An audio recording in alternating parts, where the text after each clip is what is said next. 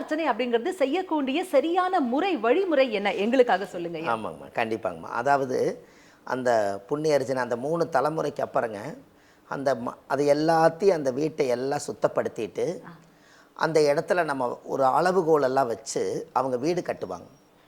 இந்த வீட்டுக்கு எல்லாரும் வருவாங்க, ஜனங்கள்லாம் வருவாங்க. வந்து எல்லாரும் வீடெல்லாம் இவ்வளவு நல்லா கட்டியிருக்கிறாங்க, வசதியாக பண்ணியிருக்கிறாங்க. அப்போ அந்த காலத்தில் அப்படி வீடெல்லாம் கட்டி அதுக்கு தான் கிரகப்பிரவேசம்னு அந்த காலத்தில் எல்லாத்தையும் கூப்பிட்டு அக்னி சாட்சியாக ஒரு யாகம் பண்ணணுங்கிறதுக்காக அதை பண்ணுவாங்க. அப்போ அந்த பிரவேசம்னா என்ன பொருள்னு கேட்டிங்கன்னா, நவக்கோள்கள் பஞ்சபூதத்தில் எங்கேயோ உலாவிட்டு இருக்குது. ஒரு அர்ச்சகர் வந்து அந்த வீட்டுக்குள்ளே போய் அந்த இடத்த பஞ்சகாவியத்தை தொளித்து அந்த செங்கல்லை எடுத்து ஒரு 52 கல் 108 கல் வச்சுங்க 9 நவகிரகத்தை அவர் அழைப்பார். அந்த நவகிரகங்களுடைய சக்தி அந்த வீட்டுக்குள்ளே என்றைக்கு நம்ம புண்ணியர்ஜனை பண்ணுறோமோ அதுதான் அவங்களுக்கு வந்து எல்லாரும் குழந்தை பிறந்துச்சுன்னா அந்த தேதியை நம்ம நாள் குறித்து பிறந்த நாள் கொண்டாடுறோங்க.